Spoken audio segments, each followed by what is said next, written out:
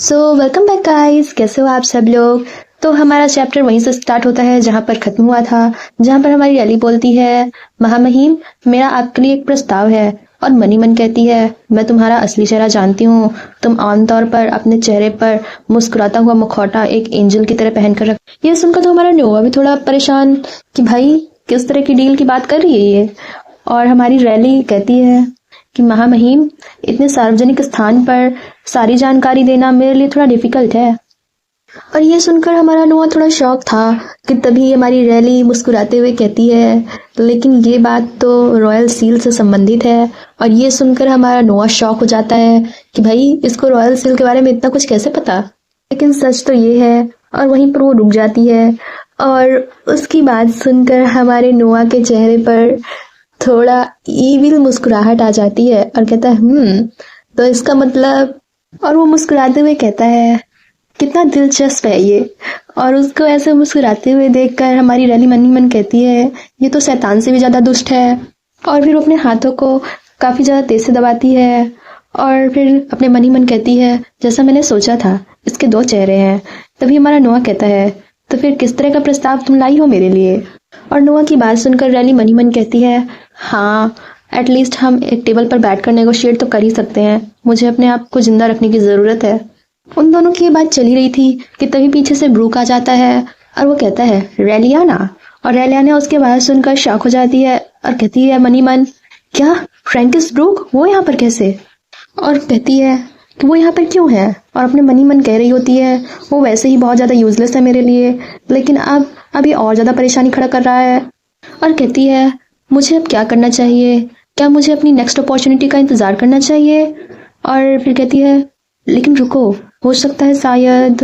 इतना सोचकर वो नोआ का हाथ पकड़ लेती है और मनी मन कहती है, ये अच्छा मौका है जो मुझे अभी मिला है। और फिर ब्रूक के सामने इन सब का दिखावा करते हुए कहती है, मुझे लगता है कि मैं तुमसे इन सब चीजों को और ज्यादा देर तक नहीं छुपा सकती हूँ। और आगे कहती है, मुझे माफ कर दीजिए लॉर्ड ब्रूक। और ये सुनकर तो हमारा ब्रूक शॉक हो जाता है, भाई ये चल क्या रहा है यहाँ, मुझे तो कुछ समझ ही नहीं आ रहा। और वो कहता है, माफी, लेकिन किस बात की और किस लिए। और उसकी ऐसी बात सुनकर हमारी रैलियाना लाइक, वेल मैं तुम्हें अब क्या ही बताऊं कि क्यों मैं तुमको छोड़ रही हूँ। और फिर वो बहुत ही ज्यादा इनोसेंट सी शक्ल बनाकर हमारे नोआ से चिपकते हुए कहती है, ड्यूक विंकनाइट और मैं, हम दोनों के एक दूसरे के लिए फीलिंग्स है। और ये सुनकर तो हमारे ब्रूक पर लगता है बिजली गिर जाती है, वो बिल्कुल मूर्ति बन के खड़ा रह जाता है। और उसके इतना बोलने के बाद बिल्कुल वहां पर सन्नाटा छा जाता है। और ये सुनकर हमारे नोआ के भी कुछ समझ नहीं आता, भाई अभी अभी तो मिले हैं, इतना सब कुछ कैसे हो गया हमारे बीच। और भाई नोआ के चेहरे पे जो एक्सप्रेशन थे वो हमारी रैली भी नोट कर लेती है और बड़ी चालाक होती है। वो उसको इशारों इशारों में बोलती है, वो रॉयल सील वाली बात याद है ना, तो चुपचाप तेरी बात मान लो, वरना तुम ही जानते हो तुम्हारा क्या होगा। और भाई हमारा नोआ भी उसकी बात को समझ जाता है और फिर मुस्कुरा देता है और बड़ी शैतानी हंसी हंसता है। और फिर उसको कंधे से अपने करीब लाते हुए अपने पास कर लेता है। और नोआ के ऐसा करते ही रैली मनी मन कहती है, क्या क्या ये वर्क कर गया। और हमारे ब्रूक, उसको तो कुछ समझ ही नहीं आ रहा था कि भाई चल क्या रहा है यहाँ पे, कोई मुझे भी समझाओ, एक दिन में मिले और ये बातें कहाँ से कहाँ पहुंच गई। वो बेचारा शौक में अभी भी खड़ा था। इतनी बात चली रही थी, हमारा ब्रूक अभी भी सदमे में, भाई कैसे कैसे हो गया ये सब। इतने में ही हमारी रैली का बुलावा आ जाता है, मिस मिसलन कहाँ है आप, मिस मिसलन। तो हमारी रैली बोलती है, कोचमैन मैं यहाँ हूँ। तो हमारी रैली उन सबको बड़े ही प्यार से ग्रीट करते हुए बोलती है कि भाई साहब अब हमारे जाने का समय हो गया है, तो प्लीज आप लोग अपनी शाम को एंजॉय कीजिएगा। और वहीं हमारा कोचमैन बोल रहा था कि आपके फादर के कर्फ्यू का टाइम हो गया है, भाई आप चलना होगा आपको। वो जाने लगती है, तभी ब्रूक उसका हाथ पकड़ लेता है और वो कहता है, तुम रुको, तुम इस तरह यहाँ से नहीं जा सकती। और ये देखकर हमारी रैली बहुत बुरा मुंह बनाती है और मनी मन कहती, क्या दोबारा से ये फिर से शुरू हो गया। और ब्रूक बहुत ज्यादा गुस्से में होता है और वो चिल्लाता है, रेलियाना क्या तुमने अभी भी जो कुछ भी कहा, क्या तुम उसके लिए सिंसियर हो। और ये सुनकर हमारी रैली बोलती है, हाँ मैंने जो कुछ भी कहा मैं उसके लिए बिल्कुल सिंसियर हूँ, मैं सच बोल रही हूँ। मैं तुमसे काफी लंबे समय से ब्रेकअप करना चाह रही थी, लेकिन अब लगता है हमें सचमुच में ब्रेकअप करना ही होगा। ये सुनकर तो रूह हड़बड़ा जाता है और कहता है, लेकिन रुको रुको मेरी बात तो सुनो। लेकिन ब्रूक की बात सुनकर हमारी रैली का गुस्सा ही आ जाता है और वो गुस्से में कहती है, देखो भाई आज रात के लिए काफी देर हो चुकी है, इसलिए अब हमको यहीं रुक जाना चाहिए, प्लीज मुझे जाने दो। उसकी बात सुनकर ब्रूक और ज़्यादा गुस्सा हो जाता है और कहता है, क्या तुम जानती भी हो तुम कौन हो? और तुम ऐसा सोच भी कैसे सकती हो? और तुम जानती भी हो अभी तुमने मुझसे कहा क्या है? अभी उन दोनों के बीच गर्मा गर्मी चल ही रही थी कि तभी उनके बीच में हमारा नोआ आ जाता है और वो बहुत ही कूल वे में कहता है, बस बहुत हो गया। और फिर वो हमारी रैली को उस कोचमैन को देते हुए कहता है, प्लीज इसे घर लेकर जाओ। और वो कोचमैन भी बहुत ज्यादा डर जाता है और कहता है, ठीक है महामहिम। और वो बोलता है, चलिए मिस मिजलन हम चलते हैं, वरना हम परेशानी में फंस जाएंगे, आपके घर जाने का समय हो गया है। और वहीं हमारा ब्रूक मनी मन गुस्सा होते हुए कह रहा था, कैसे वो दूसरा आदमी नोआ विंगनाइट कैसे हो सकता है? उस औरत को मुझसे शादी करने के लिए भीख मांगना होगा, उसे मुझसे भीख मांगनी चाहिए।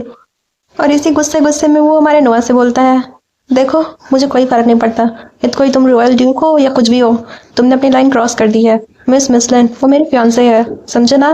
और भाई हमारा यहाँ पे नोआ भी कम कमीना नहीं होता है। वो कहता है, देखो पर्सनली मुझे तुमसे कुछ भी कहने का कोई शौक नहीं है, समझे ना, इसलिए मुझे तुमसे कुछ ज्यादा कहना नहीं है। और ये सुनकर हमारा ब्रूक तो, भाई क्या है, मैं तुमसे सामने से बात कर रहा हूँ, मुझसे कुछ तो बोलो। और ब्रूक के फेस पर ऐसे रिएक्शन आते देख हमारा नोआ बोलता है, लेकिन देखो अब तुम्हारे पास उसको फियांसे बुलाने का और ज्यादा दिन तक कोई हक नहीं रहने वाला है, इसलिए ज्यादा उड़ो मत।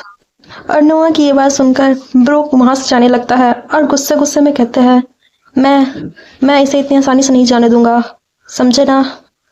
और हमारा नोआ भी कम चालाक नहीं रहता है, वहां पे वो अपने स्पाई को बिठा के रखता है और कहता है, वेटन। तब उसका स्पाई बोलता है, हाँ मेरे महामहिम। तब बोलता है, उस रेलियाना मिजलन पर तुम नजर रखना, और आज जिस किसी ने भी हमारी बातें सुनी हो उसको अभी कभी निपटा दो।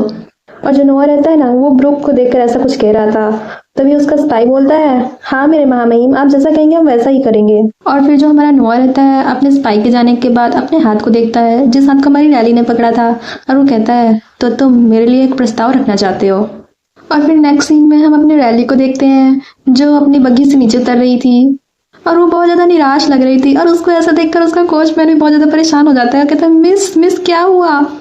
और वो परेशान होते हुए कहता है, क्या आप ठीक है ना मिस? तब हमारी रैली मुस्कुराती हुई कहती है, हाँ मैं ठीक हूँ, मैं बस थोड़ा सा थक गई हूँ। और फिर वो अपने सिर पर हाथ रखते हुए कहती है, मुझे सच में ऐसा लगता है कि मैंने अपना दिमाग खो दिया है। वहीं दूसरी ओर हम हमारे नोआ को देखते हैं जो एक मैजिकल बैरियर को पार कर कर अंदर आ जाता है। और तभी वहां पे दो लोग थे, उनमें से एक आदमी बोलता है, तुम लेट हो।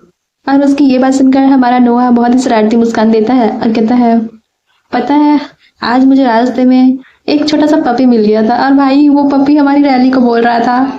और फिर सीन हमारी रैली पर शिफ्ट होता है जहाँ पर हमारी रैली सो रही थी और उसका उठने का बिल्कुल भी मन नहीं होता है। और हमारी रैली बोलती है, मुझे हैंगओवर हो गया है। तभी उसके डोर पर उसकी मेड आती है और नॉक नॉक करते हुए कहती है, मिस मिसलैंड उठ जाइए। तब हमारी जो रैली रहती है बहुत गंदा मुंह बनाती है और कहती है, फैनिया मुझे थोड़ी देर और सोने दो ना। तब हमारी बैनिया जो होती है वो कहती है, मिस मिसलैंड प्लीज उठ जाइए, आपके यहाँ गेस्ट आए हुए हैं। और ये सुनकर हमारी रैली के होश ही उड़ जाते हैं, भाई गेस्ट? कैसा गेस्ट? कौन आ गया बिन बुलाए? इतना कहकर वो अपने तकिए पे अपना सिर छुपा लेती है और कहती है, एक गेस्ट? उस गेस्ट को बोल दो मैं बहुत ज्यादा थक गई हूँ, वो अपने घर वापस चला जाए। तब बेनिया कहती है, माई लेडी ये ड्यूक विंगनाइट है। और ड्यूक का नाम सुनकर हमारी रैली तो उसके होश उड़ जाते हैं, वो चौंक जाती है, भाई ये कम बिना बुलाए आ गया। और वो चौंकते हुए कहती है, क्या क्या बेनिया तुमने अभी भी क्या कहा, कौन आया है? तब वो कहती है, ड्यूक विंगनाइट माई लेडी, ड्यूक विंगनाइट आपको विजिट करने के लिए आए हैं। और ये सुनकर हमारी रैली कहती है, वाह वो क्यों आया है? और फिर मनी मन कहती है, क्या ऐसा इसलिए जो कुछ भी लास्ट नाइट हुआ था ये सब इसीलिए हो रहा है? और फिर हम नेक्स्ट सीन में हमारी रैली को देखते हैं जो तैयार होकर नीचे आ गई थी और मनी मन कह रही थी, मैंने पहले तलवार निकाली है, इसलिए मुझे इसे अंत तक देखना होगा। वह एक ड्यूक है, इसलिए वो मेरे घर पर कुछ भी मजाकिया करने की कोशिश तो नहीं करेगा। और वो ये सब अपने मिरर के सामने बैठकर सोच रही होती है और वेनिया उसके बाल बना रही होती है। और वो अपने मनी मन कहती है कि मैं उससे पूरे कॉन्फिडेंस के साथ कहूँगी कि मैंने उसे पकड़ रखा है और उसे मेरे फियांसे से छुटकारा पाने में मेरी मदद करनी चाहिए। इतना सोचने के बाद वो वेनिया से कहती है, वेनिया क्या हम कॉर्सेट को छोड़ सकते हैं? ये मुझे अच्छा नहीं लग रहा है। तब वेनिया कहती है, नहीं माई लेडी आप ऐसा नहीं कर सकती। वहीं दूसरी ओर हम ड्यूक विंगनाइट के सर्वेंट को देखते हैं जो कह रहा होता है, मैंने ड्यूक विंगनाइट को पार्लर रूम तक छोड़ा। और फिर हम ड्यूक विंगनाइट को देखते हैं जो अपने हाथ में एक प्यारा सा बुके लेकर नीचे खड़ा हुआ था। और जैसे ही हमारी रैली नीचे आती है वो तैसे ही कहता है, मिस लैन, मैं बहुत ज़्यादा खुश हूँ कि आप सेफली अपने घर वापस आ गई। तब हमारी रैली फीकी से मुस्कान देती कहती है, ओह ये सारा थैंक्स तो आपको जाता है माँ महीन। और उसकी ऐसी फीकी से मुस्कान देखकर हमारा नोआ कहता है, लेडी क्या आप अच्छा फील नहीं कर रही हैं? आपका चेहरा बहुत ज़्यादा पीला दिख रहा है। और तब हमारी जो रैली रहती है वो बहुत ज़्यादा फीकी सी हंसी हंसी कहती है, अरे नहीं मैं बिल्कुल ठीक हूँ, बस मैं थोड़ा सा थक गई हूँ ना। और मनी मन कह रही होती है, मुझे ऐसा लग रहा है जैसे मैं मर रही हूँ। और तब भाई उसकी ये बात सुनकर हमारा नोआ भी ना बहुत ज़्यादा चालाक रहता है। वो हंसते हुए कहता है, मैं ना तुमसे मिलने के लिए काफ़ी ज़्यादा बेताब था, इसलिए मैंने तुमसे काफ़ी रूखे तरीके से बात किया था। और हमारी रैली भी भाई कहाँ पीछे हटने वाली थी, उसकी बात सुनकर वो भी बड़ी चालाकी से कहती है, ओहो ड्यूक, आपकी बातें तो मुझे ब्लश करने पर मजबूर कर रहे हैं। और वो उसको देखते हुए मनी मन कह रही होती है, ये आज पूरा डिफरेंट आदमी लग रहा है। और बहुत सारे लोगों की आंखें हमें देख रही हैं और हम देखते हैं भाई कैसे मेड्स उनको छुप छुप के देख रही होती हैं। और ये सारा नज़ारा उन लोग को बड़ा अच्छा लग रहा होता है। और फिर वो सोच रही होती है कि हमें जगह बदलनी पड़ेगी, मेरा रूम या फिर स्टडी रूम कैसा रहेगा, ये बेहतर होगा शायद से। और इतना सब कुछ सोच कर हमारी रैली कहती है, मेरे महामहिम। और उसका इतने बोलता ही सब लोग वहाँ जितने लोग छुपे हुए थे सबके सब चौकन्ने हो जाते हैं कि हमारी रैली बोलने क्या वाली है। वो दरवाजे के पीछे खड़ा नोआ का सर्वेंट और उस दरवाजे के पीछे छुपी सारी मेड्स, वो लोग सब बेकरार होते हैं कि आखिर रैली बोलने क्या वाली है। और भाई उन सबके साथ हमारा नोआ भी बहुत बेकार होता है कि कहना क्या चाह रही है। और फिर वो उसके सामने झुकते हुए उसको ग्रीटिंग करता है और फिर वो लोग वहाँ से चले जाते हैं। और फिर हम नेक्स्ट सीन में सारी मेट्स को आपस में बातें करते हुए सुनते हैं। वो सबके सब हमारे नोआ के बारे में ही बातें कर रही होती, कहती तुमने देखा वो वाकई में ड्यूक विंकनाइट ही था। कितनी हैरानी की बात है ना, कोई फर्क नहीं पड़ता कि विवियन सैमुअल ने उसके साथ कितना फ्लर्ट करने की कोशिश की हो, वो वहाँ से बिल्कुल भी नहीं हिला, लेकिन उसके बावजूद वो हमारी मिस मिसलिन के लिए फूल लेकर आया था। और फिर तभी उनमें से एक मेड हमारे नोआ की एक्टिंग करने लगती है और कहती है कि मैं यहाँ इसलिए आया क्योंकि मैं आपसे मिलने के लिए इंतज़ार नहीं कर पाया मिस मिसलिन, लेकिन लगता है कि आपकी तबीयत ठीक नहीं है, इसलिए मुझे किसी और दिन आना पड़ेगा आपसे मिलने के लिए। तभी उनमें से एक मेड जो होती है वो कहती, अरे तुम उसकी एक्टिंग क्यों कर रही हो? और फिर वो लोग अपना काम करने लगती हैं और कहती हैं जाने भी दो, लेकिन हमारी मिस मिसलिन गई कहाँ आखिर में। और फिर नेक्स्ट सीन में हम हमारी रैली को देखते हैं जो बहुत ही प्यार से आइसक्रीम खा रही होती है, कहती है ओह माय गॉड, आइसक्रीम सबसे बेस्ट क्योर है हमारे हैंगओवर का। और उसकी मेड जो होती है वो कह रही होती है, अगर आप इतनी ही बुरी ड्रिंकर हैं तो आप ड्रिंक करती ही क्यों हैं? इतना सुनकर वो अपनी मेड से कहती है, देखो ना बहुत लंबे समय से मैं अल्कोहल के टच में नहीं रही हूँ, मैंने अल्कोहल नहीं लिया है, इसलिए मेरी बॉडी थोड़ा उसको सहन नहीं कर पा रही है। और अपने मनी मन कहती है कि अब मैं तुमको ये तो नहीं बता सकती ना कि मैं डिफरेंट बॉडी में हूँ। लेकिन तभी वो पूछती है, लेकिन ड्यूक विंकनाइट आपको विजिट करने के लिए क्यों आए थे माय लेडी? आपका उनके साथ रिलेशनशिप क्या है? उसकी बात सुनकर मरियाली बोलती है, क्या तुम जानने के लिए बहुत ज़्यादा उत्सुक हो एल्मा? तब एल्मा कहती है, ऑफ कोर्स माय लेडी, मैं बिल्कुल श्योर हूँ। और मैं ही क्या, इस किंगडम में जितने भी लोग हैं वो लोग सारे के सारे क्यूरियस है कि आपका उनके साथ रिलेशनशिप क्या है। से हमारी रैली जो होती है वो कहती है, देखिए मैं आपको सारी खास बातें तो नहीं बता सकती, लेकिन इतना ज़रूर कह सकती हूँ कि हम शुरुआती दौर पर हैं। और मनी मन कहती है, ये रिश्ता हमारे सौदे का है जो कि शुरुआती दौर पर है। और फिर कहती है, लेकिन हाँ ये काफ़ी भाग्यशाली मुलाकात रही है, जैसा कि आप जानते हैं कि मेरे पास और कोई दूसरा रीज़न तो है नहीं कि हम एक दूसरे से मिलें। और मनी मन कहती है, क्योंकि ये नॉवेल से काफ़ी ज़्यादा डिफरेंट है। तब एल्मा कहती है, हाँ आफ्टर ऑल वो ड्यूक जो है, आप ठीक ही कह रहे हो। और फिर वो एल्मा से आगे बताती हुई कहती है कि हम इत्तेफाक से एक बॉल में मिले थे और इसी बीच हमने एक दूसरे के बारे में काफ़ी सारी चीज़ें जानी और ये भी जाना कि हमारे बीच में काफ़ी सारी चीज़ें कॉमन है। और वो यहाँ पर बिजनेस की बात कर रही होती है और एल्मा तो कुछ दूसरा ही समझ रही होती, कहती है वाह वाह। और फिर कहती है, इसी बीच हमने एक दूसरे की फीलिंग्स को समझा और अगर चीज़ें ऐसी ही चलती रही तो हम जल्द ही पार्टनर्स बन जाएंगे। और वो यहाँ पे बिजनेस पार्टनर्स की बात कर रही थी। और इतने कहने के बाद वो एल्मा से कहती है, खाने के लिए शुक्रिया। तब वो कहती है, ठीक है मिस।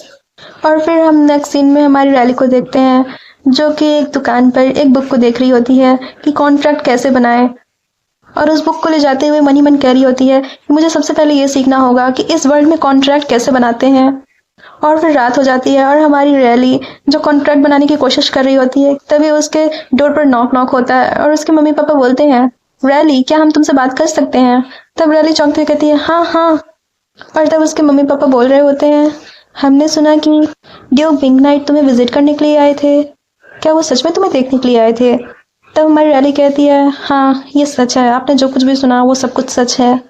तब उसके फादर बोलते हैं, क्या तुम हमें ये बता सकती हो कि वो यहाँ पर क्यों आए थे और ये सब कैसे शुरू हुआ। तब हमारी रैली बोलती है, वह हम मेरा मतलब मैं, और फिर वो हिम्मत जुटा के कह देती है आखिरकार कि मैं लॉर्ड ब्रूक से अपनी एंगेजमेंट तोड़ना चाहती हूँ। तब उसके मदर एंड फादर साथ में बोलते हैं, डियर क्या तुम लॉर्ड ब्रूक के लिए बिल्कुल भी फीलिंग्स नहीं रखती, या फिर शादी का दिन नजदीक आते आते तुम्हारी फीलिंग्स उनके लिए कम होती गई। तब हमारी रैली कहती है, देखिए मदर फादर, मुझे लॉर्ड ब्रूक बिल्कुल भी पसंद नहीं है। मैं सिर्फ इस शादी के लिए इसलिए राजी हुई थी क्योंकि मुझे लगा कि ये हमारे हाउस के लिए काफी अच्छा होगा। लेकिन अब चीजें बदल गई हैं। अब मैं अपने प्यार को चूज करना चाहती हूँ। और ये सुनकर उसके मदर फादर थोड़ा देर शॉक रह जाते हैं।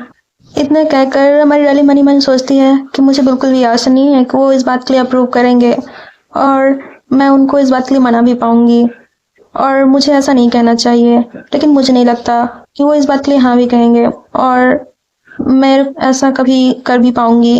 और इतना सब कुछ सोचकर वो चाय पी रही होती है और कह रही होती है, मेरा तो अभी ऐसा कोई प्लान नहीं है कि मैं इतनी आसानी से गिव अप कर दूं। और वो सोच रही होती है कि उसके मदर फादर तो बिल्कुल भी हाँ नहीं बोलने वाले हैं, लेकिन उसके उलट उसके मदर फादर तो बोल देते हैं कि तुम ठीक है, जैसा चाहो वैसा कर सकती हो। और उसका ये सारे सुनकर तो उसके मुंह से चाय निकल जाती है और वो खांसने लगती है, और खांसते हुए कहती है, क्या आप क्या कह रहे हैं। और ये सुनकर तो उसके माता पिता भी बिल्कुल शॉक हो जाते हैं कि आखिर इसको हो क्या गया। और कहते हैं, बेटा क्या तुम ठीक हो। और फिर उसके फादर बहुत ही आराम से बोलते हैं और प्यार से बोलते हैं, रैली, हमने आज तक तुमसे जो कुछ भी करने के लिए कहा तुमने वही सब किया, और इसके लिए हम तुम्हारे बहुत ज़्यादा शुक्रगुजार हैं। लेकिन दूसरी तरफ हम तुम्हारे लिए बहुत ज़्यादा परेशान भी थे, और हम हमेशा यही चाहते हैं कि तुम हमेशा खुश रहो, और हम तुम्हारी खुशी ही चाहते हैं। और तभी उसकी माँ भी बोलती है, हाँ बेटा, तुम्हें बिल्कुल भी ओबीडियंट डॉटर बनने की कोई ज़रूरत नहीं है। हम तुम्हें अनकंडीशनली प्यार करते हैं, और हम तो यही चाहते हैं कि तुम्हें अपना सच्चा प्यार मिल जाए और तुम हमेशा खुश रहो। और ये सारी बातें सुनकर तो अब हमारी रैली को भी अंदर ही अंदर बहुत ज़्यादा गिल्ट महसूस होने लगा था कि भाई मैंने ऐसा क्यों सोचा, मैंने उन्हें उनके बारे में ऐसा कैसे सोच कैसे सकती हूँ। वो मुझसे कितना ज़्यादा प्यार करते हैं और उनका कितना ज़्यादा प्यार है मेरे लिए। और ये सब सुनकर मुझे थोड़ा रिलीफ भी महसूस हो रहा है, और मेरा दिल अचानक से इतना तेज क्यों धड़कने लगा है, और अचानक से मुझे इतनी ज़्यादा शर्मिंदगी महसूस होने लगी है। और फिर वो बहुत ज़्यादा शर्मिंदा होते हुए कहती है, ठीक है, और मनी मन कहती है, मैं इनकी असली बेटी नहीं हूँ। और ये सब सोच सोच के मेरे दिल में बहुत ज़्यादा दर्द होता है, लेकिन ये सब मैं इनको नहीं बता सकती। और हम देखते हैं, और ये सारी चीज़ें नोआ और हमारी रैली के बारे में अखबार में भी निकल जाता है। उसमें लिखा होता है, क्या रेलियाना मिसलिन हमारे जमाने की सिंड्रेला है, और क्या कांच की जूती उसको फिट होगी। और ऐसा ही बकवास बकवास सा उस न्यूज़पेपर पे चल रहा होता है। और इस न्यूज़पेपर को पढ़कर हमारी रेलियाना की तो हंसी छूट जाती है, और वो बहुत जोर जोर से हंस रही होती है। और फिर वो उस न्यूज़पेपर को डस्टबिन में फेंक देती है और कहती है, कितना फनी है ये सब, एक ऑयल किंग की बेटी और सिंड्रेला। अगर ये सब मेरे प्रीवियस वर्ल्ड में होता ना, तो नोआ विंग नाइट सिंड्रेला होता, ना कि मैं। और फिर वो गुस्सा हो जाती है और कहती है, तुम लोग बस ज़रा रुको और ऑयल के प्राइस को थोड़ा हाई होने दो। आने वाले मॉडर्न वर्ल्ड में ना ऑयल के प्राइस काफ़ी ज़्यादा हाई होने वाले हैं। और फिर हमारी रैली जो होती है अपनी बग्घी से नीचे उतर रही होती है और नोआ के घर के सामने आकर रुकती है। और भाई साहब, हमारे नोआ का घर देखकर तो उसके होश उड़ चुके होते हैं कि भाई साहब क्या घर ही है ये घर है या महल, इसको घर कौन बोलता है। और वहीं पर उसके सामने एक बटलर खड़ा होता है जो कहता है, मास्टर विंग नाइट आपका इंतजार कर रहे हैं अंदर। और फिर हम हमारे नोआ को देखते हैं जो वहाँ पर हमारी रैली का इंतजार ही कर रहा होता है। और तभी उसके कमरे का दरवाज़ा खुलता है, और कमरे की आवाज़ सुनते ही हमारा नोआ पीछे मुड़कर देखता है, और हमारी रैली वहाँ से निकलती है और कहती है, महामहिम देवी माँ कृपा करे। वो इतना बोली ही थी कि तभी हमारा नोआ बोलता है, अब ये सारी फॉर्मेलिटीज़ को बंद करो और यहाँ चुपचाप आके बैठ जाओ। और ये सुनकर हमारी रैली तो कुछ बोलती नहीं और चुपचाप हो जाती है। और फिर कहती है, ये तो मेरा प्लेजर होगा महामहिम। और इतना क्या करना, वो वहीं पे लगे सोफे पर जाके बैठ जाती है, और उसके सामने कुछ चेस की कोटियाँ रखी होती हैं, और वो चेस बोर्ड को देखती है। फिर हमारा नोआ काफ़ी गंभीर होते हुए कहता है, तो फिर चलो अब मुझे रॉयल सील के बारे में बताओ। और उसकी ये बात सुनकर हमारी रैली मन मन कहती है, क्या किस एरोगेंट टोन से मुझसे बात कर रहा है, ये अपने आप को समझता क्या है। और कहती है, फिर ठीक है। और फिर बड़ी ही समझदारी से शांति से जवाब देती है कि मैं आपको समझती हूँ कि आप काफ़ी डेस्परेटली रॉयल सील को ढूंढ रहे हैं। फिर हमारी एल कहती है, देखिए मैं श्योर हूँ कि महामहिम किसी दूसरे व्यक्ति से कई बेहतर मुझे समझते हैं कि एग्जैक्टली मैं रॉयल सील के बारे में आपसे ही क्यों बात कर रही हूँ। तब नोआ कहता है, वेल ऐसा इसलिए है क्योंकि तुम मेरे साथ कॉन्ट्रैक्ट बनाना चाहती हो। उसके बाद सुनकर हमारी एली कहती है, नहीं ऐसा बिल्कुल नहीं है। देखिए मैं जानती हूँ कि रॉयल सील कहाँ है और इसलिए मुझे डर नहीं लगना चाहिए, आपको किसी और से ज्यादा डर लगना चाहिए।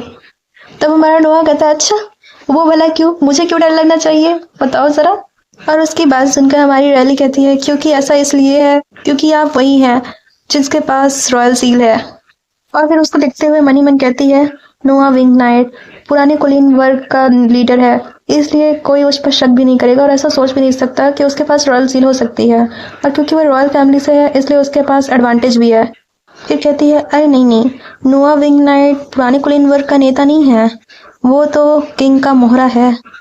और सिर्फ एक ही व्यक्ति है जो जानता है कि ड्यूक जो है रॉयल फैमिली के क्लोजेस्ट लोगों में से एक है, और वो हूँ मैं, जो कि एक आउटसाइडर है इस फैंटेसी वर्ल्ड में। हालांकि वो रेलियाना नहीं थी, वो फीमेल प्रोटैगनिस्ट थी जिसने इस इन्फॉर्मेशन को बाद में सब लोगों को बताया था। वो इतना सोच ही रही थी कि तभी हमारा नोआ कहता है, क्या तुम सीरियस हो जो कह रही हो, या फिर इस गेम में सिर्फ मैं अकेला ही चल रहा था, लेकिन मुझे लगता है कि ये सिर्फ एक बोरिंग जोक के साथ ही खत्म हो रहा है। ये सब सुनकर रेलियाना शॉक हो जाती है और कहती है, क्या, ये क्या कह रहा है।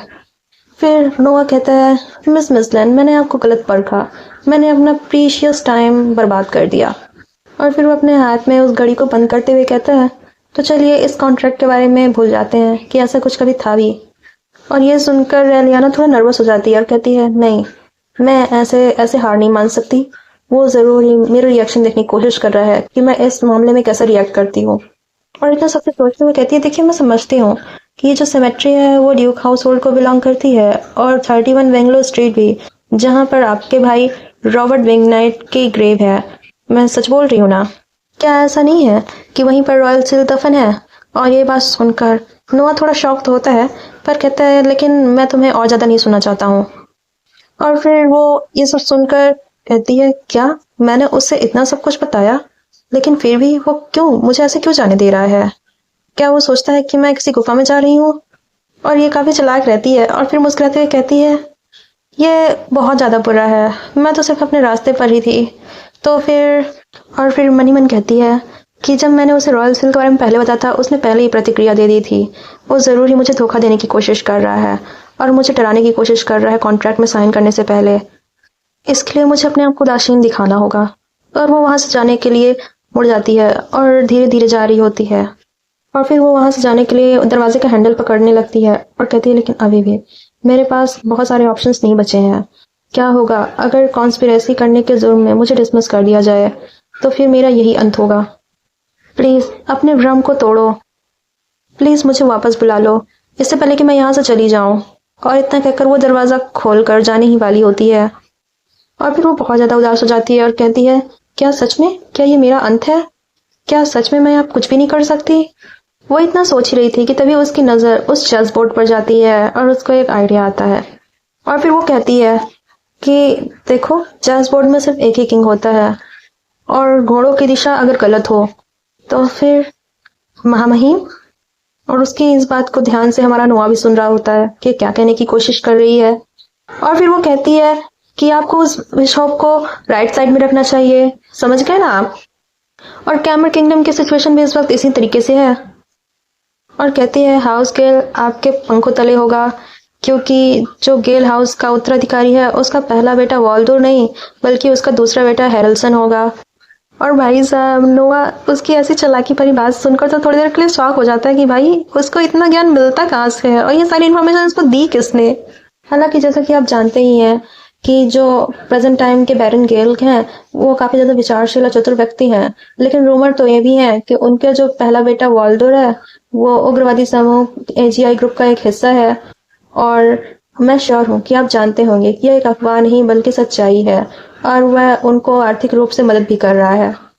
और फिर वो कहती है, इस टाइम पर राज्य जब एजीआई ग्रुप पर नजर रखे हुए है, तब वाल्डोर आप सब लोगों के लिए टाइम बॉम्ब की तरह है, इसलिए आपको हैरल्सन को चुनना होगा, क्यों, है ना। और उसकी ये बात सुनकर हमारा नोआ कहता है, लेकिन शायद अभी भी ऐसा कुछ है जिसके बारे में मैं कंफर्म नहीं हूँ। तब वो वहां से जाते हुए कहती है, तो फिर रुकिए और देखिए। और भाई वो ऐसा कह के सीधे सीधे नोआ को धमका रही होती है कि तुमने मेरी बात नहीं मानी ना, तो देख लेना तुम्हारे साथ क्या होगा।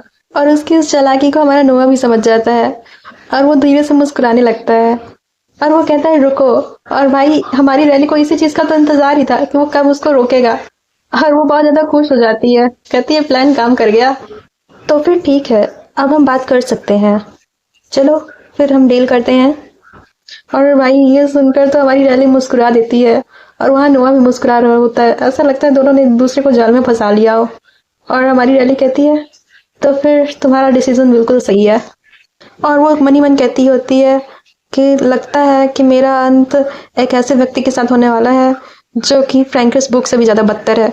और फिर हम हमारे नोआ को देखते हैं जो उस कॉन्ट्रैक्ट को पलट पलट कर देख रहा होता है और कहता है तो फिर तुम चाहती हो कि जो कुछ भी तुम मेरे लिए कर रही हो उसके बदले में मैं तुम्हारे फियांसे बनने का प्रिटेंड करूं, है ना। तब हमारी रैली बोलती है हाँ यही चीज है जो मैं चाहती हूँ। तब जो हमारा नोआ होता है वो कहता है लेकिन तुम ऐसा क्यों चाहती हो। तब हमारी रैली कहती है क्या मुझे तुम्हें किसी रीजन को बताने की जरूरत है। तब हमारा नोआ कहता है हाँ मुझे रीजंस की जरूरत है। तब हमारी रैली कहती है ओफो ठीक है। और मनी मन कह रही होती है अरे भाई इसके आंसर इतने छोटे क्यों होते हैं, थोड़ा बड़ा नहीं बोल सकता क्या ये एक बार में। तब फिर हमारा नोआ कह रहा होता है तो फिर जब परिस्थिति मांग करेगी तब। लेकिन तभी हमारी रैली बीच में बोल पाती है लेकिन अभी क्या परिस्थिति है। और फिर वो उसको मनी मन कोसने लगती है और कहती है कि मैं तुम्हें क्या ही बताऊं कि मैं तुमसे क्यों फियांसे बनने का प्रेटेंड करने के लिए कह रही हूँ, कि मैं एक दूसरे वर्ल्ड से आई हूँ और ये एक नोबल वर्ल्ड है जिसको मैंने पूरा पढ़ रखा है और मैं जानती हूँ कि इस फ्यूचर में क्या क्या होने वाला है। और मेरा फियांसे मुझे रॉयल सील के स्थान पर मारना चाहता है। नहीं, इस बात का तो कोई चांस ही नहीं बनता। इसलिए वो उसे झूठ बोलते हुए कहती है देखो मुझे कहीं से इन्फॉर्मेशन मिली है कि मेरा जो फियांसे है फ्रैंकिस ब्रोक वो मुझे मारना चाहता है, लेकिन मेरे पास कोई सबूत या गवाह नहीं है ना, इसलिए मुझे एक रीजन की जरूरत है जिससे मैं अपनी एंगेजमेंट को तोड़ सकूं जल्द से जल्द। और ये सुनकर हमारा नोआ भी शॉक कि भाई ऐसा कौन सी इन्फॉर्मेशन इसको मिल गया, और इन्फॉर्मेशन मिली तो इसको सबूत और गवाह क्यों नहीं मिले। और इसी शक के चलते वो पूछ भी लेता है तुम कह रही हो तुम्हारे पास कोई सबूत या फिर गवाह नहीं है और उसके बावजूद तुम जानती हो कि वो तुम्हें मारना चाहता है। फिर ये बात सुनकर हमारी रैली कहती है देखो ये तुम्हारे लिए कोई भी इम्पोर्टेंट मैटर नहीं है, इसलिए इसमें तुम्हें बिलीव करने की कोई जरूरत भी नहीं है और ना ही मैं तुमको समझाने वाली हूँ। फिर हमारा नोआ कहता है क्या रॉयल सील के बारे में भी तुम्हें इसी इन्फॉर्मेशन के जरिए पता चला, इसी सेम सोर्स के जरिए। तब हमारी रैली कहती है हाँ हाँ बिल्कुल सही। तब हमारा नोआ कहता है क्या तुम मुझे उस सोर्स के बारे में बता सकती हो। तब हमारी रैली कहती है देखो मैं तुम्हें उसके बारे में बिल्कुल भी कोई जानकारी नहीं दे सकती कि ये इन्फॉर्मेशन मुझे किस सोर्स के जरिए मिली है। उसकी बात सुनकर हमारा नोआ कहता है नहीं ये बिल्कुल भी पॉसिबल नहीं है। तब हमारी रैली कहती है हाँ हाँ ये बिल्कुल पॉसिबल है। और जब रैली को लगने लगता है कि भाई अब ये मुझे फंसा के ही मानेगा, तब वो कहती है देखिए जिस व्यक्ति ने मुझे ये इन्फॉर्मेशन दी है ना वो ऑलरेडी उसकी मृत्यु हो चुकी है और इसलिए मैं आपको उसकी आइडेंटिटी नहीं बता सकती, लेकिन मैं आपको इस बारे में गारंटी जरूर दे सकती हूँ कि आपको इसके बारे में कोई भी परेशानी नहीं होगी। तब हमारा नोआ कहता है लेकिन मैं तुम्हारी बात में ट्रस्ट ही क्यों करूं और मुझे तुम्हारी बात में ट्रस्ट करना ही क्यों चाहिए। तब हमारी जो रैली रहती है वो बहुत ज्यादा निराश हो जाती है और कहती है ये जर्क मुझे नर्वस करने की कोशिश कर रहा है। और ये बात हमारा नोआ भी समझ जाता है, फिर कहता है ठीक है जाने भी दो। फिर हमारी जो रैली रहती है वो कहती है देखो मैं तुम्हें अपने सोर्स के बारे में बिल्कुल भी कुछ भी नहीं बताऊंगी, अगर तुम मेरा कॉन्ट्रैक्ट जो एक्सेप्ट नहीं भी करते हो ना तो भी चलो हम ऐसे करते हैं जैसे कि ये डील कभी एग्जिस्ट करती ही नहीं थी। और फिर हमारी जो रैली रहती है वो बातों बातों में हमारे नोआ को धमकाने लगती है कि जैसे कि हमारे महामहिम जानते ही हैं कि मैंने जो आपको अभी अभी इन्फॉर्मेशन बताई वो बहुत ज्यादा वैल्यूएबल है। अगर मैंने ये इन्फॉर्मेशन किसी और हैंडसम व्यक्ति को बताई होती ना तो उसने अभी तक मुझे अच्छी कीमत दी होती इसकी, इसलिए समझ लो भाई मेरा तो कुछ नहीं जाने वाला, आप ही का लॉस है अगर आपने मेरी बात नहीं मानी तो। और फिर वो उसको और ज्यादा धमकाने लगती है, कहती है देखिए जो इन्फॉर्मेशन मैंने अभी अभी आपको बताई है ना इस इन्फॉर्मेशन के लिए तो लोग मेरे तलवे चाटने के लिए भी रेडी हो जाएंगे और वो ऐसी अपॉर्चुनिटी के लिए तो हमेशा ही रेडी रहते हैं जिससे कि वो आपको नीचे गिरा सके। इवन ये बात तो छोटे छोटे गली के बच्चे भी जानते हैं, आप नहीं जानते क्या। और ये सुनकर हमारा नोआ तो हंस देता है हल्के से, जिसकी वजह से हमारी रैली और ज्यादा फ्रस्ट्रेट हो जाती है। वो कहती है मनी मन फिर से इसकी वही हंसी। तब हमारा नोआ फिर उसकी तरफ देखते हुए कहता है तो तुम यहाँ मेरे लिए नहीं आई थी क्योंकि तुम ऐसा नहीं सोचती कि मैं तुम पर बिलीव करूंगा, है ना। फिर हमारी रैली कहती है देखिए बाद में एक छोटा सा होल भी बाढ़ का कारण बन सकता है। तब हमारा नोआ कहता है लेकिन कभी कभी कुछ घटनाएं बिना कुछ घटे ही खत्म हो जाती हैं। और ये सुनकर हमारे रैली का मुंह बहुत बुरा हो जाता है और उसके फेस को देखकर इस वक्त ऐसा लग रहा था ना उसको मौका मिले या अगर नोआ को मारने का तो वो अभी इसी वक्त उसका कत्ल कर दे। और फिर वो गुस्से के मारे अपना सिर इधर उधर हिलाने लगती है, कहती नहीं नहीं ऐसा नहीं हो सकता। और फिर वो बहुत ज्यादा गुस्सा हो जाती है और फिर परेशान होती है, कहती है चलिए अब हम अपनी बातों की जंग को बंद करते हैं, मैं इसके बारे में और ज्यादा नहीं पूछना चाहती। और फिर कहती है देखिए, चाहे आप मुझे किसी भी तरीके से देखते हो, चाहे एक स्टॉकर के नजरिए से, चाहे एक सस्पिशियस वुमन की नजर से, आप जो चाहे मेरे बारे में वो सोच सकते हैं, लेकिन अगर आप जब तक हमारे समझौते पर कायम रहते हैं तब तक मैं रॉयल सील के बारे में किसी से भी कुछ भी नहीं कहूंगी और चुपचाप रहूंगी। इसलिए आपको इसके बारे में और कोई भी ज्यादा चिंता करने की जरूरत नहीं है, आप सुनिश्चित रहें, क्योंकि ये डील जो है सिर्फ और सिर्फ 6 महीनों के लिए है।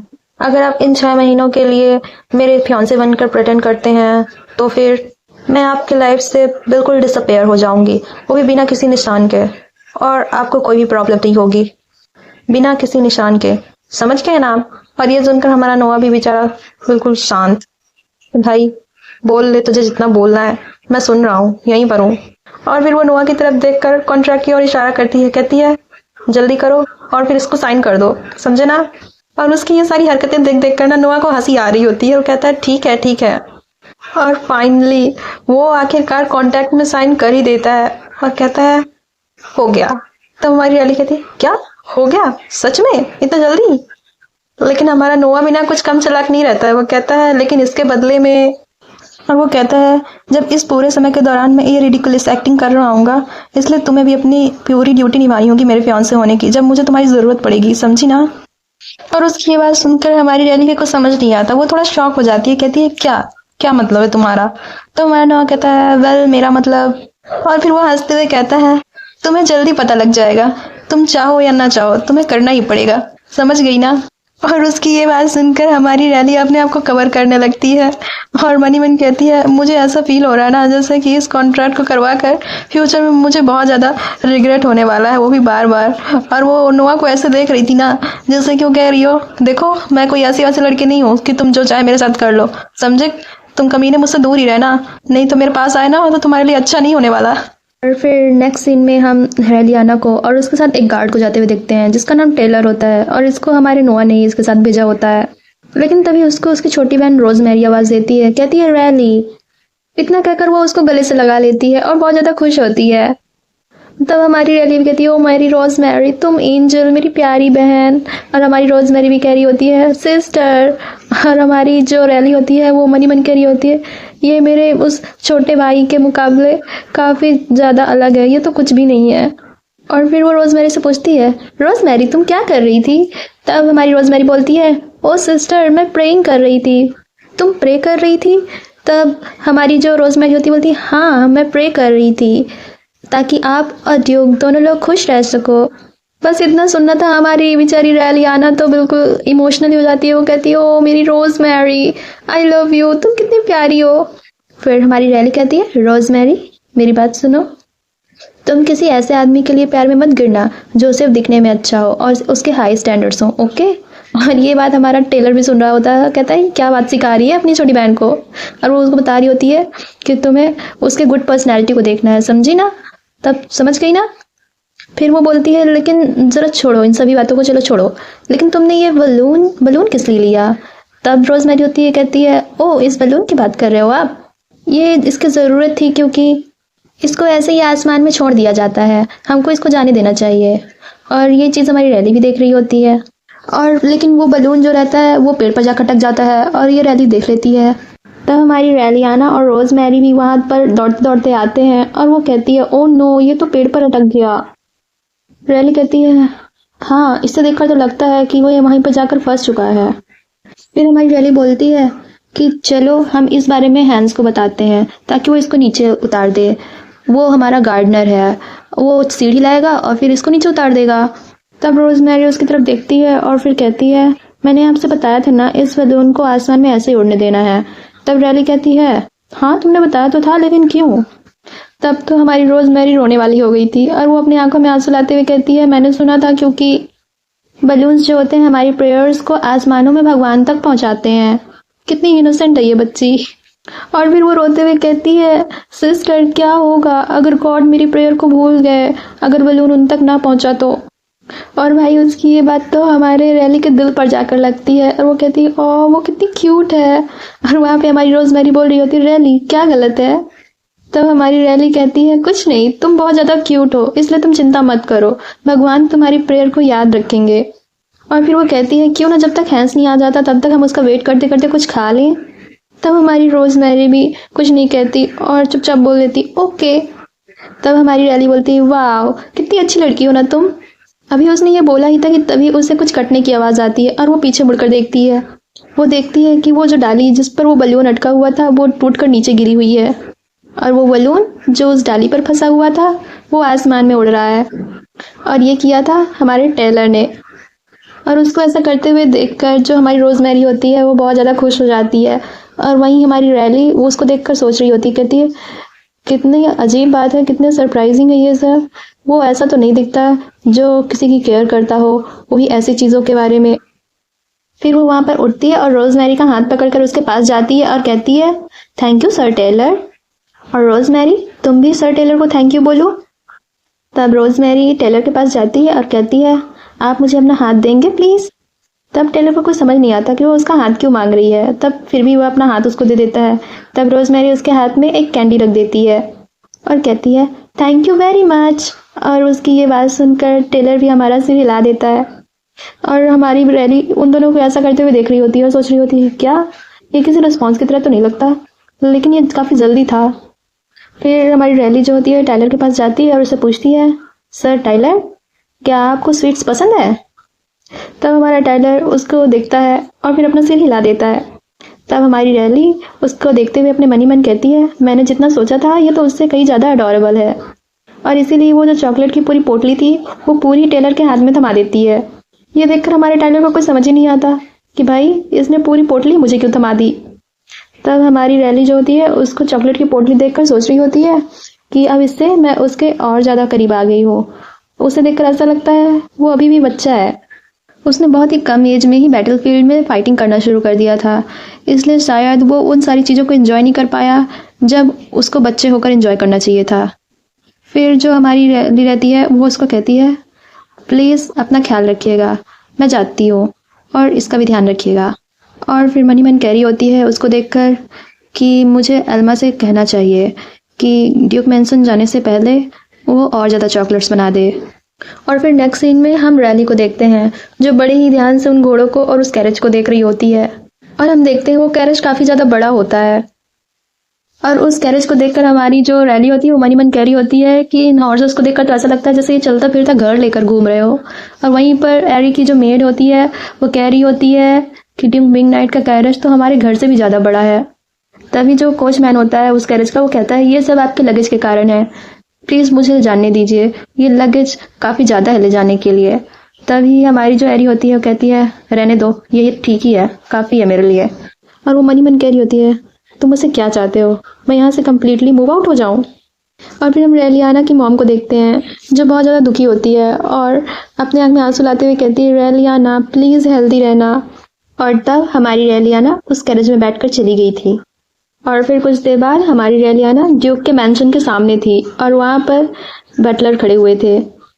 और वहाँ पे सिर्फ 4 ही बटलर थे इतने बड़े मैंशन में। वो कहते हैं आपका स्वागत है मिस मिसलैंड, मैं हूँ हेड बटलर, मेरा नाम है जेडियन जोरा, प्लीज़ मुझे जेडियन बुलाइएगा। और हमारी जो रैली होती है वो कहती है कि आपसे मिलकर अच्छा लगा जेडियन। और हमारी रैली भी वही सोच रही होती है जो हम सोच रहे होते हैं कि किस तरह का मैंसन है भाई, यहाँ सिर्फ 4 बटलर हैं और कोई बटलर ही नहीं। तब जो जेडियन होता है वो रैली से कहता है मिस मिसलैंड आप अपना लगेज हमारे सर्वेंट को दे दीजिए, वो उसका टेक केयर कर लेंगे। तब जब हमारी रैलियाना होती है वो कहती है थैंक यू, मुझे ऐसा लगता है कि मैं काफ़ी अच्छे हाथों में हूँ। तब फिर जो बटलर जेडियन होता है वो रैली को सभी सर्वेंट से बुलाने लगता है, कहता है हम लेफ्ट से शुरुआत करते हैं, ये है हैली, लिया और मारिया, ये आपको अटेंड करेंगे, इसलिए आपको जब भी ज़रूरत पड़े आप इन्हें बुला सकती हैं। फिर वो रैलियाना से कहता है कि आपको आपके रूम तक छोड़ने से पहले आप यहीं पर रुक जाइए। तब फिर वो कहता है कि तब तक मैं आपको मैंशन की ओरिजिन और हिस्ट्री के बारे में बता दूंगा। तब हमारी जो रैलियाना होती है उसके तो पसीने छूट जाते हैं, क्या इस मैंशन की भी ओरिजिन और हिस्ट्री है। तब तो हमारा बटलर भी जो होता है वो बड़े ही शान से बता रहा होता है, हाँ हाँ हमारे इस मैंशन की भी काफ़ी बड़ी हिस्ट्री है, काफ़ी 100 सालों पुरानी हिस्ट्री है, ये तो बहुत सारी हिस्ट्री लेके बैठा हुआ है बिल्कुल विंग नाइट हाउस की तरह। तब हमारी जो रैली होती है वो कहती है, ओ माई काफ़ी एक्साइटिंग लग रहा है ये तो। फिर जीडियन होता है, वो कहता है, लेडी अब हमें चलना चाहिए। और अगले ही पल हमारी रैलियाना को देखते हैं जो कि अपने बिस्तर पर जाके सीधा धड़ाम से लेट जाती है और कहती है, मैं तो मरने ही जा रही हूँ। उसको देखकर ऐसा लग रहा था जैसे जीडियन ने उसको हिस्ट्री बता बता के पका डाला है। और वो गुस्सा करते हुए कहती है कि वो मुझ पर दबदबा बनाने की कोशिश कर रहा था, वो मुझे ये जताने की कोशिश कर रहा था कि मैं कौन होती हूँ ड्यूक के साथ रहने वाली। और वो चाहता था, वो मुझे ये दिखाना चाहता था कि मैंने उसे अपनी बेटी की तरह पाला है और मैं तुम्हें दिखाऊंगा कि तुम उसके लिए कितने ज़्यादा अयोग्य हो।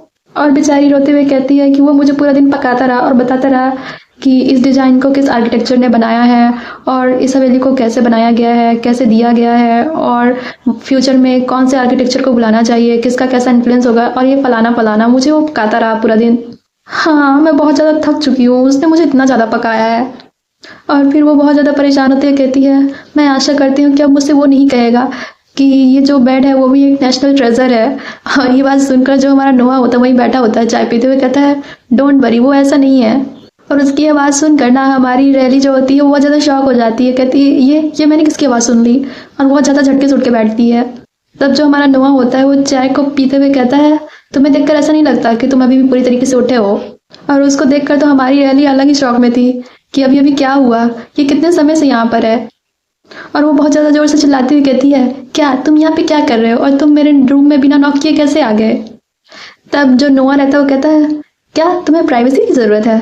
तब हमारी रैली का चेहरा देखकर लगता है, ऑफ कोर्स, क्या क्या मुझे प्राइवेसी की ज़रूरत नहीं होगी, प्राइवेसी नाम की भी कोई चीज़ होती है भाई। तब नोआ जो रहता है वो चाय पीते हुए कहता है, तो फिर तुम इस बात पे गिव अप कर दो, क्योंकि अगर तुम ऐसा ही करते रहे ना तो तुम ये एक्सपेक्ट करना बंद कर देना कि तुम्हारे साथ ऐसा कुछ होगा, क्योंकि तुम्हारी लाइफ काफ़ी ज़्यादा डिफिकल्ट हो जाएगी। तब उसकी बात सुनकर हमारी रैली मनी मन कहती है, ग्रेट, अब मैं ऐसे वर्ल्ड में रह रही हूँ ना जहाँ ऐसी सारी नॉनसेंस एक्सेप्ट की जाती हैं। अगर तुम मेरे वर्ल्ड में होते ना अभी तक तुमको मैंने अरेस्ट करवा दिया होता। लेकिन बेचारी अपने सारी आरजुओं को दबाते हुए उठते हुए कहती है, तो फिर ड्यूक आपको यहाँ पर क्या लेकर आया है। तब नोआ मुस्कुराते हुए कहता है, ओह मेरी फियांसे आज ही मैंशन में मूव हुई है, इसलिए मैं यहाँ पे उनको वेलकम करने के लिए आया हूँ। और हमारी जो नोआ की फियांसे यानी रैली कहती है, क्या ऐसा है क्या। फिर वो रैली से कहता है कि मैंने सुना है कि जो ब्रूक है उसने तुम पर कंपनसेशन क्लेम किया है। तुम्हें देखकर ऐसा लगता है ना कि तुम मैन चूज करने में तुम्हारे पास अच्छी नजरें नहीं है। और उसको देखकर हमारी रैली जो होती है वो कहती है, हाँ देखकर तो ऐसा ही लग रहा है। और मनी मन कह रही होती है, तुम सही कह रहे हो, क्योंकि मैंने तुम्हें जो चूज किया है उससे दूर जाने के लिए, बिल्कुल सही कह रहे हो तुम। फिर नोआ कहता है, मेरे आदमी इसकी चुपचाप से देखभाल कर रहे हैं, इसलिए तुम्हें इसके बारे में चिंता करने की ज़रूरत नहीं है, इसलिए तुम यहाँ पे फोकस करो और अपनी लाइफ में एडजस्ट रहो। फिर वो कहता है, देखो तुम्हारी क्लासेस जो हैं वो कल से ऑफिशियली स्टार्ट होने वाली हैं। मैं तुमसे ये नहीं कह रहा हूँ कि तुम्हें सब कुछ अच्छा ही करना होगा, बस तुम अपना पार्ट अच्छे तरीके से प्ले कर लो, वही तुम्हारे लिए ठीक रहेगा। और उसकी ये बात तो हमारी रैली के सिर के ऊपर से जाती है, उसको समझ नहीं आता कहने की कोशिश क्या कर रहा है भाई ये।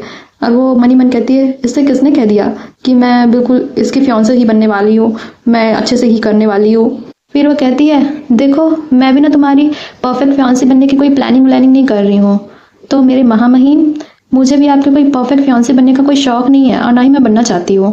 मैं बस अपना रोल अच्छी तरीके से प्ले कर लूँ ना, मेरे लिए उतना ही काफ़ी है। ये सुनकर ना हमारा नोआ जो होता है हल्के से स्माइल कर देता है और फिर वो मुस्कुराते हुए कहता है, तो फिर ठीक है, इस बात को मैं अपने दिमाग में अच्छे से रखूँगा, ठीक है ना। फिर वो मनी मन कह रही होती है, तो हम लोग यहाँ पर अकेले ही हैं, है ना। फिर वो नोआ से कहती है, मेरे महामहिम मुझे आपसे कुछ पूछना है। मैं ये पूछना चाह रही थी ना कि हमारे इस कॉन्ट्रैक्ट के बारे में हमारे अलावा जो है और किस किस को मालूम है। वो मैं ऐसा विश्वास करती हूँ ना कि अगर मुझे ये चीज़ें पता होंगी तो मैं पहले से ही प्रिपेयर रहूँगी और अच्छे से रिस्पॉन्ड कर पाऊँगी। उसके बाद सुनकर नोआ ना कुछ नहीं बोलता है और उसको थोड़ी देर के लिए देखता रहता है। तब हमारा नोआ कहता है कि इस समय जो इस कॉन्ट्रैक्ट के बारे में जितने भी लोग जानते हैं, हम दोनों को छोड़कर, वो एक बंदा तो अभी इसी वक्त मेंशन में है। तब हमारी जो रैली होती कहती है, आपका मतलब सर टाइलर से है। तब वो बोलता है, हाँ, और दूसरा व्यक्ति वो समय आने पर तुम खुद ब खुद जान जाओगी। उसकी बात सुनकर हमारी रैली बोलती है, ओह ऐसा है क्या। और वो सोचते हुए कहती है कि तो क्या उसका ये सबसे बड़ा सहयोगी हो सकता है। हाँ मैंने नोवेल में पढ़ा तो था इसके बारे में। फिर रैलियाना मनी मन सोचते हुए कहती है, तो बहुत सारे लोग इसके बारे में नहीं जानते हैं, राइट? तो फिर हमें एक न्यू कपल की तरह बिहेव करना होगा, जो कि बहुत ज़्यादा प्यार में है एक दूसरे के। वहीं हमारा नोआ जो होता है रैली को समझा रहा होता है कि तुम्हें ऐसे एक्ट करना होगा, तुम्हें मैंशन के अंदर और बाहर दोनों तरफ ऐसे एक्ट करना होगा जैसे कि तुम मुझसे प्यार करती हो और मुझसे सच में प्यार करती हो। वो उसको समझा ही रहा था कि तभी रैली उसको हाथ दिखाते हुए कहती है, 1 मिनट रुकना प्लीज़। और जो हमारा नोआ होता है, क्या अब क्या हो गया? हमारी रैली कहती है, देखो हमें इन डिटेल्स को काफ़ी अच्छे से याद रखना होगा, ना कि सिर्फ कॉन्ट्रैक्ट में लिखा होना चाहिए। इसलिए पहली बात, मेरा नाम यू नहीं है, मेरा नाम रैलियाना है, समझे? तब उसकी बात सुनकर नोआ हंसते हुए कहता है, हाँ हाँ मैं समझ गया, मैं याद रखूंगा कि ये रैलियाना है। तब रैली हमारी कहती है, देखो मैं तुम्हें पूरी तरीके से समझती हूँ कि तुम्हें मुझ पर शक है, तुम मेरे बारे में क्यों शक कर रहे हो, लेकिन एटलीस्ट तुम मुझे मेरे रूम में तो प्राइवेसी दे सकते हो, मुझे ज़रूरत है मेरी प्राइवेसी की। तब हमारा नोआ जो होता कहता है, अगर मैं ऐसा ना चाहूँ तो? तब हमारी रैली होती है, तब मैं विश करती हूँ कि तुम मेरा बेस्ट करते हुए देखोगे मुझे, समझ रहे हो ना मेरे महामहिम? तब जो नोआ होता है ना अपने हाथ में उस घड़ी को लेकर देखता है और कहता है, तो फिर ठीक है। तब फिर वो वहाँ से उठते हुए कहता है, तो फिर हम अपनी इस इंजॉयबल मीटिंग को यहीं पे ख़त्म करते हैं और मैं यहाँ से चलता हूँ। और उसकी बात सुनकर जो रैली होती कहती है, क्या इंजॉयबल? क्या इसने अपने आप ही इंजॉय किया ये सारी चीज़ें? मैंने तो कुछ भी इंजॉय नहीं किया। लेकिन वहाँ से जाते जाते हमारे नोआ को कुछ ना कुछ याद आ जाता है। वो कहता है, ओह रुको तो। और फिर वो पीछे मुड़ते हुए कहता है, रैलियाना अगर तुम्हें किसी चीज़ की ज़रूरत हो ना तो तुम किसी भी तरीके से हेजिटेट ना करना, बस रिक्वेस्ट कर देना। आज तक कुछ भी नहीं है जो ड्यूक हाउस एक्वायर ना कर सके। अब उसकी ये सारी बातें सुन सुन के ना हमारी रैलियाना को गुस्सा आ रहा होता है। वो कहती है, ओ मेरे महामहिम, मैं जब से यहाँ पे मूव हुई हूँ ना आप मेरे बारे में काफ़ी चिंता कर रहे हैं। और कहती है, और मैं आपके इस ऑफर को एक्सेप्ट करती हूँ और मेरी रिक्वेस्ट ये है कि प्लीज़ मुझे मेरी स्पेस दे दीजिए और मनी मन करी होती है और यहाँ से निकल जाओ प्लीज़। और उसकी इतनी जली कटी सुनने के बाद भी ना हमारा नोआ इतना कमीना होता है कि वो कहता है, पहली बात तो मैं अपने फियांसे को बता दूँ कि मेरा नाम नोआ है, ना कि महामहिम, मेरी प्यारी रैलियाना। और उसकी ये बात सुनकर ना हमारी रैली का मुँह ही बिगड़ जाता है कि कहना क्या चाहता है ये। फिर हमारी जो रैली होती मन मन कहती है कि लेकिन अब मैं जब इसके बारे में सोचती हूँ ना कि मुझे इस ड्यूक के प्यार में होने की एक्टिंग करने की ज़रूरत क्यों है, मुझे पूरा इसके साथ फ्रेंडली एक्ट होने की ज़रूरत है और इसे इसके नाम से बुलाने की भी ज़रूरत है। और नोआ तो वहाँ से जाने का नाम ही नहीं ले रहा होता, वहीं फिर खड़ा हो जाता है और कहता है, क्या मेरा नाम लेना इतना ज़्यादा डिफ़िकल्ट है? क्या मैंने कुछ ज़्यादा ही मांग लिया? तो हमारी जो रैली होती है वो कहती है, नहीं मैं ऐसा नहीं बोलना चाहती, मैं आपका नाम बुला सकती हूँ। और तब नोआ कहता है, अच्छा तुम ले सकती हो तो फिर कहो ना। तब हमारी रैली जो होती है उसके पसीने छूट रहे होते हैं। वो कह रही होती है, हाँ मैं लूँगी ना जब ये नेसेसरी होगा। तब वो इतना कह ही रही थी कि तभी वो उसकी चिन पकड़ लेता है और वो कहता है कि देखो अगर तुम अपने आप को अभी से ट्रेन नहीं करोगी ऐसा बोलने के लिए, ऐसे वर्ड्स, तो तुम ऑफिशियली ऐसे नेचुरल तरीके से मेरा नाम कैसे ले पाओगी जब क्रूशियल मोमेंट्स होंगे तब भी। इसलिए चलो बताओ मेरा नाम क्या है।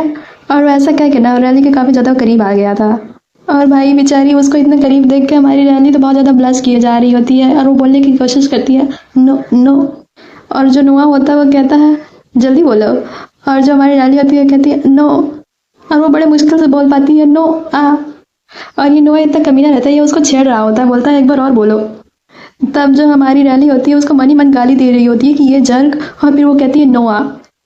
और इतना कहने के बाद ना नोआ जो होता है बड़ा खुश होता है, वो कहता है, गुड जॉब, तुमने अच्छा काम किया।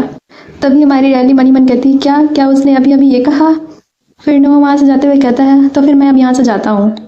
और उसके जाने के बाद ना जो हमारी रैली होती है बहुत ज़्यादा गुस्सा हो रही होती है, वो अपने तकियों को बहुत ज़्यादा पीट रही होती है, बहुत ज़्यादा मार रही होती है। और जो नोआ रहता है वो उसके कमरे से बाहर आ चुका रहता है और अपनी हंसी को कंट्रोल करने की कोशिश कर रहा होता है, लेकिन बेचारी की हंसी कंट्रोल नहीं हो पा रही होती है। और आखिरकार वो अपनी हंसी कंट्रोल नहीं कर पाता, वो बहुत ज़ोर ज़ोर से हंस रहा होता है। उसको रैलियाना को छोड़ के काफ़ी मज़ा आया रहा होता है और उसको देखकर टाइलर जो होता है वो तो शौक अलग रहता है कि भाई मास्टर को हो क्या गया है, आखिर में पगला गुला तो नहीं गए हैं।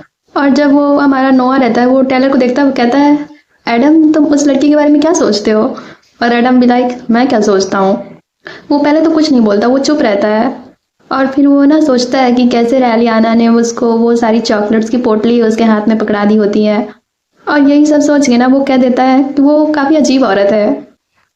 और उसके ऐसे आंसर को सुनकर हमारा जो नोआ रहता है वो मनी मन कहता है, क्या एडम उसको पसंद करता है? काफ़ी जनरस कमेंट था ये तो। और कहता है, एक अजीब औरत। और फिर ये सोचकर वो और ज़्यादा हंसने लगता है और उसकी हंसी नहीं कंट्रोल हो रही होती है। अब वो अपनी हंसी तो कंट्रोल कर नहीं पा रहा था, इसलिए वो वहां से जाते हुए कहता है कि उस पर अपनी नजर बनाए रखना। और उसके ऐसे बात को सुनकर जो एडम होता है वो कहता है, क्या क्या ये ठीक महसूस नहीं कर रहे हैं? ये पगला उगला गए हैं क्या? इनको पागल खाने भिजवाना पड़ेगा। और भाई यहीं पर हमारा जो एपिसोड होता है वो एंड हो जाता है। तो दैट्स फॉर टुडे गाइस। अगर आज का एपिसोड आप लोग को पसंद आया हो और मज़ा आया हो तो प्लीज़ वीडियो पे लाइक करना, और चैनल पे नए आए हो तो सब्सक्राइब करना और कमेंट करना। तो मिलते हैं नेक्स्ट पार्ट के साथ, और कल जो योडल वाला मानवा है वो भी अपलोड हो जाएगा। सो मिलते हैं कल नेक्स्ट पार्ट में। Bye bye.